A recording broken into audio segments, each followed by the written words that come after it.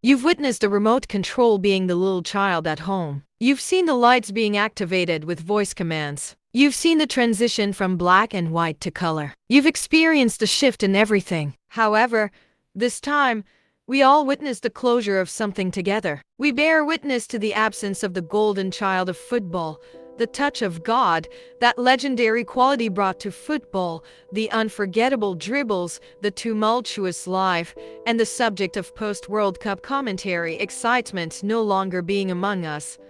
All together. Yet, those watching this video now will someday share with their children, showing them those pixelated images, saying, "I watched this back then," or "We lived in the same era.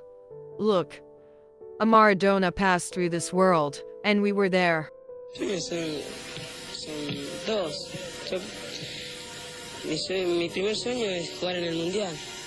Y el segundo es salir campeón. In a remote corner of Argentina, where families considered themselves fortunate if they could find drinking water, on October 29, 1960, as the calendar page was torn, a new day began. On that day, in a humble family, a child was born, unaware that one day he would etch his name into football history in golden letters. However, even from a young age, this child, who declared that his most beautiful toy was a football, knew everything. "I was born for football.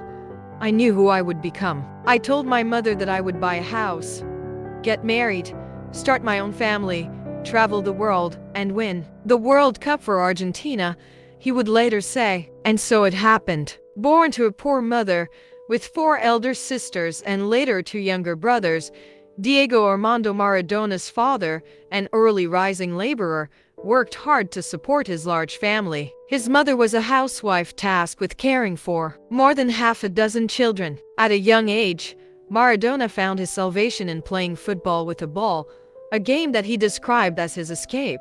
Yes, it was his salvation, but at the same time, it became his shackles. Discovered by a talent scout at the age of 10 while playing football, he started playing amateur football at a neighborhood club, and soon after, he joined the youth team of Argentinos juniors. His dazzling moves with the round ball weren't just about dribbling. At the age of 12, he entertained spectators during halftime with his tricks. Just 10 days before turning 16, he signed his first professional contract with Argentinos juniors, playing there from 1976 to 1981, participating in 167 matches and scoring 115 goals. His performance and transfer value increased rapidly. Diego, still known as Diego and not yet Maradona, transferred to Boca Juniors for a record €1 million. I say Diego because Diego and Maradona were actually different personalities. Diego was the insecure, extraordinarily hardworking, understanding mother's boy. Maradona, on the other hand, was a character he created over the years to face the demands of the football industry and media. As his coach once said, he was not supposed to show weakness and make mistakes. This was Diego. Despite transferring mid-season in 1981, he had already won the league title with Boca Juniors in 1982. Following the 1982 World Cup, he made a record-breaking transfer of €5 million to Barcelona. Everywhere he went, he left an indelible mark. In 1983, he played a crucial role in Barcelona winning the Spain Super Cup. However, his time there was short-lived due to an ankle injury suffered during a match, which almost ended his football career. If his treatment hadn't been successful, we would now be talking about him as one of the players who played for Barcelona during that trophy-winning period. Despite being injured halfway through the season, he played 58 matches and scored 38 goals. However, due to disagreements with the club president, he wanted to transfer and, for the second time, achieved the highest transfer fee, moving to Napoli for €6.9 million. When he arrived in Naples, the team was on the verge of relegation, and there were almost no fans who loved him. They saw Naples as Italy's Africa. However, even before the transfer was official, the news alone was enough to create a festive atmosphere among the Neapolitans. When he transferred, more than 85,000 people went to welcome him. He initially believed that he would find the peace he couldn't find in Barcelona and Naples. However, He had to fight hard. He had to contend with the anger of Napoli opponents and adapt to the pace of Italian football. Football played there was tougher. Either he had to change his technique and gain speed, or forget about speed and be just a player with technique on the team. But according to Maradona, there was something stronger than his muscles, and that was his brain. He found a balance between the two, elevating both his career and Napoli to the top. With Maradona as part of the team, Napoli won consecutive league titles and the Italian Cup. However, his personal problems increased due to the fame, glory, media, and fan attention he received. In Italy, although he had everything, his freedom was taken away. He began using substances. Emir, ¿sabes qué jugador hubiese sido yo si no hubiese tomado cocaína? ¿Qué jugador nos perdimos? Me queda el mal sabor de boca, que hubiese sido mucho más de lo que soy. Moreover, due to the significant financial penalties imposed by the club for lost matches and tournaments, coupled with mounting tax debts, his legendary number 10 jersey was retired. As a result of his substance use and consecutive failed doping tests, he was banned from football for over a year, an unprecedented punishment in Italy. During his suspension, he turned to coaching. After it ended, he returned to playing football. However, he was no longer loved in Naples. Instead of anthems, they showered him with insults. Nevertheless, this could not prevent him from leaving behind an unforgettable career. Subsequently, he briefly continued playing for other teams. In the end, he returned to Boca Juniors, where he started, and while 85,000 people welcomed him upon his arrival to Napoli, in 1992, when he left, he departed in solitude. Throughout his career, playing for various teams, he participated in a total of 588 matches across all competitions,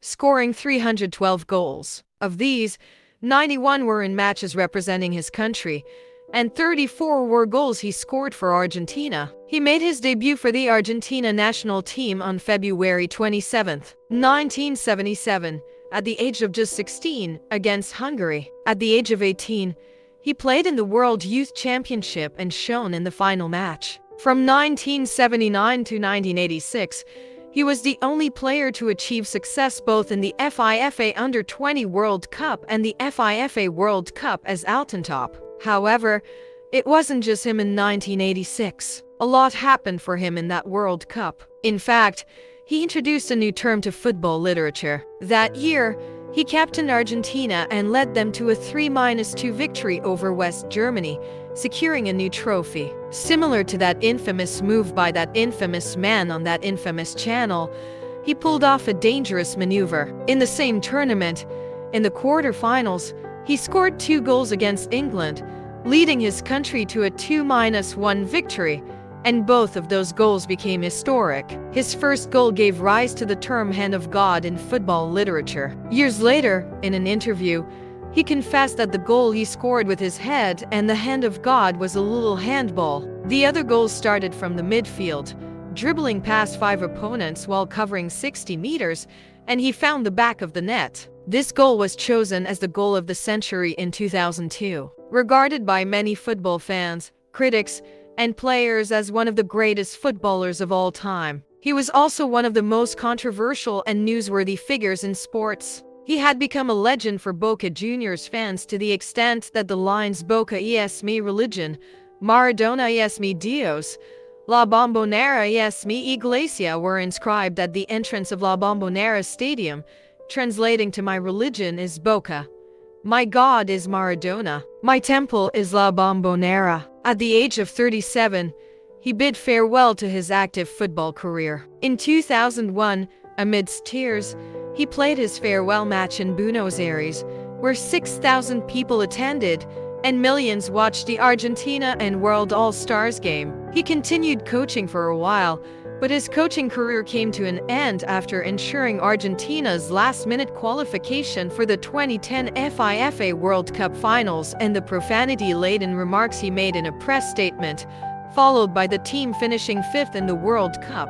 With the end of his career, he gained excessive weight, and health problems began. Substance abuse also contributed to heart issues. He was Maradona, but he had made mistakes like Diego, and he was aware of that. Not only in his football career but also in his personal life, he had many mistakes as Diego. Being in a relationship since the age of 15 with Claudia, unofficial child allegations, infidelity, substance abuse, and connections with the mafia, he realized that all of these were mistakes.